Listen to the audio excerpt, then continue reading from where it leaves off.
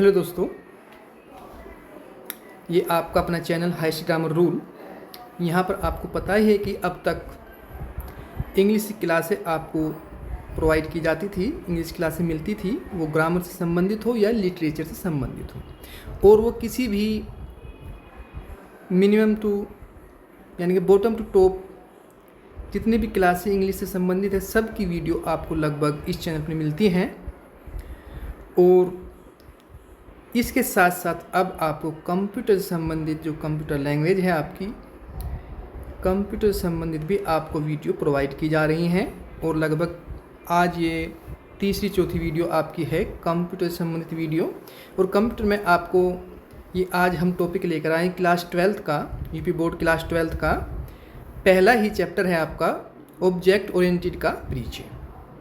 ठीक गाइज, तो यहाँ पर हम आज केवल MCQ लेकर आए हैं, और MCQ वे लेकर आए हैं जो यूपी बोर्ड एग्ज़ाम में 12th क्लास कंप्यूटर एग्ज़ाम में अब तक या तो आ चुके हैं या आने की संभावना पूरी है, यानी काफ़ी इम्पोर्टेंट MCQ यहाँ पर आपको देखने के लिए मिलेंगे। तो आपका पहला MCQ है आपका, एक क्लास के गुणों को दूसरी क्लास द्वारा ग्रहण करना क्या कहलाता है। एक क्लास के गुणों को दूसरी क्लास द्वारा ग्रहण करना क्या कहलाता है, यानी कि एक लेक्चर में जो आपने पढ़ा, समझा, सीखा, उसको आप अप्लाई करते हैं किसी दूसरी क्लास में। यानी कि आप कुछ तो ऐसे होता है कि उस चीज़ को अप्लाई करते हैं, कुछ अप्लाई करने से पहले क्या करते हैं, उस चीज़ को ग्रहण तो कर लेते हैं लेकिन उस बताते नहीं कि हम इस चीज़ को अप्लाई कर रहे हैं, उसको केवल चुपके से सुनते रहते हैं। ठीक गाइज, तो उसको क्या बोलते हैं। आफ्टर फ्यू सेकेंड आप थोड़ा गैस लगाएं कि उसको क्या बोलते हैं।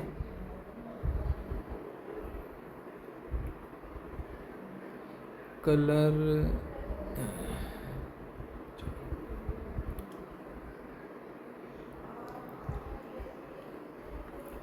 यह है आपका पहला ही ए, डाटा आइडेंटिफायर। देखो थोड़ा देखो, डाटा आइडेंटिफायर्स, ये पहला ही है आपका गाइज, इसका राइट ऑप्शन होता है। Next OOP, object oriented programming का मूल गुण क्या है। इसका मूल गुण क्या है, ऑप्शन है आपके ABCD। आफ्टर फ्यू सेकेंड इसमें सभी आ जाएंगे, ऑप्शन D।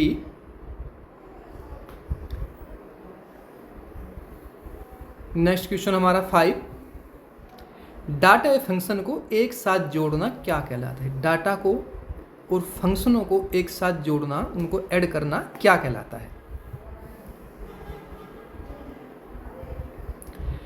जब पूर्ण रूप से आप डाटा को फंक्शन के साथ जोड़ेंगे, यानी प्रॉपर रूप से जब वो वर्क करने लग जाएगा, तो उसको क्या बोलते हैं, उसको एप्लीकेशन बोलते हैं। क्या बोलते हैं गाइस, एप्लीकेशन। है ऑप्शन बी। ऑप्शन बी हमारा सही होगा, इनकैप्सुलेशन।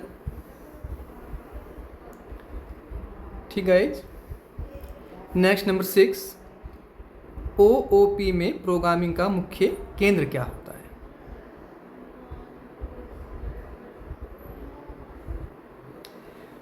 OOP में प्रोग्रामिंग का मुख्य केंद्र क्या होता है। डाटा स्ट्रक्चर, फंक्शन या ऑब्जेक्ट क्लास। देखो इसमें ऑब्जेक्ट को महत्वपूर्ण दर्जा दिया जाता है और वो सब आपको क्लास में ही संभव है, तो इसका राइट ऑप्शन होगा D, ऑब्जेक्ट और class. Okay, question number 7, operator overloading में किसका प्रयोग होता है। ऑपरेटर ओवरलोडिंग में किसका प्रयोग होता है, बताइए गाइज।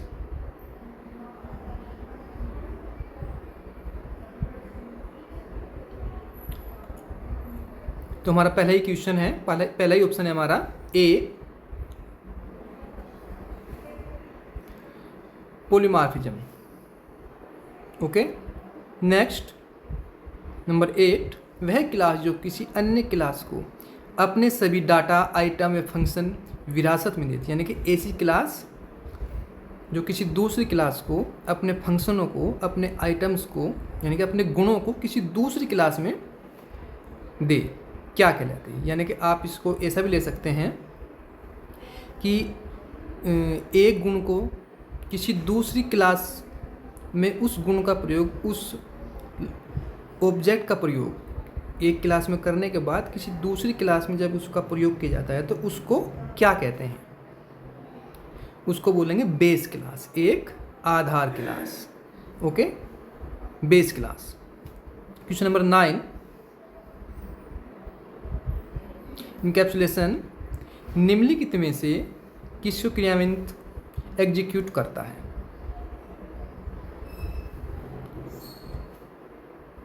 बताए गाइज,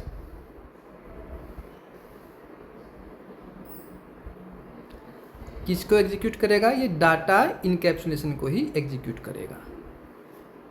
ओके, नेक्स्ट नंबर 10, थोड़ा ऑप्शन आपको ये देखें, क्लास में कितने ऑब्जेक्ट हो सकते हैं? 1 2 3 या असंख्य। तो यहाँ पर इसका ऑप्शन क्या होगा, कमेंट्स करें।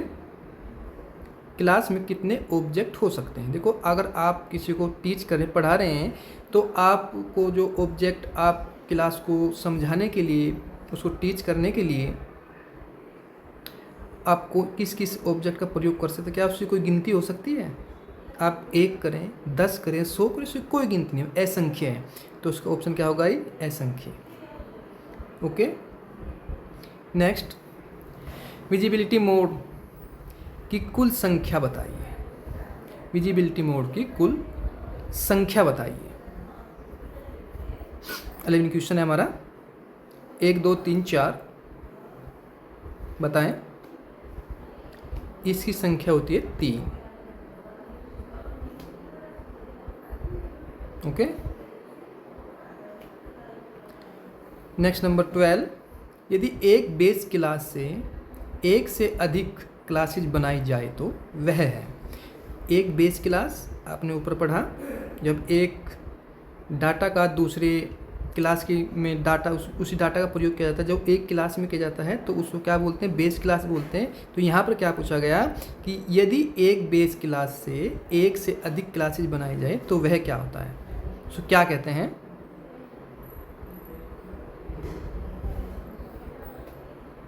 बताएगा गाइस।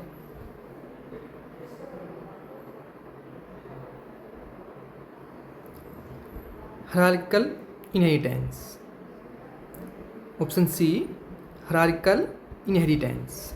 ओके, नेक्स्ट नंबर 13,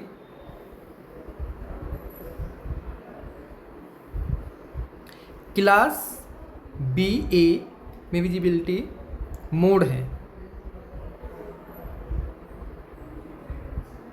वो मोड क्या है? यानी कि ऐसा अधिकार जिस पर आपका पर्सनल अधिकार, तो उसको क्या बोलेंगे? उसको बोलेंगे प्राइवेट। वो अधिकार कैसा है? वो अधिकार है आपका प्राइवेट, व्यक्तिगत। नेक्स्ट 14, इनहेरिटेंस का प्रयोग एक निर्मित क्लास को क्या कहते हैं? इनहेरिटेंस का प्रयोग कर निर्मित क्लास को क्या कहते हैं? जब इनहेरिटेंस का प्रयोग करते हुए आपने क्लास को निर्मित किया, एक क्लास की योजना बनाई, तो उसको क्या बोलते हैं? उसको बोलेंगे गाइस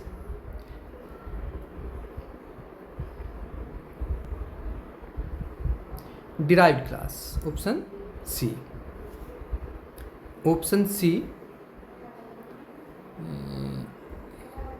ये है आपका डिराइव्ड क्लास। ओके, नेक्स्ट 15, निम्न में से कौन सी OOP आधारित भाषा है? Fortran, C++, pascal, basic. देखो, OOP आधारित भाषा एक ही है, जो लैंग्वेज है आपकी एक ही है OOP आधारित, वो लैंग्वेज क्या है आपकी? C++। ओके, तो गाइज आज के लिए इतना ही, मिलते हैं नेक्स्ट वीडियो में, और इसी लेसन को हम डिस्कस करेंगे। मे बी शायद अब इसके लॉन्ग क्वेश्चन या वेरी शॉर्ट क्वेश्चन या शॉर्ट क्वेश्चन कुछ ना कुछ लेकर आएंगे, और उसको विस्तार पूर्वक उस पर डिस्कस करेंगे। तो आज के लिए गाइज इतना ही। तो okay guys, thank you very much.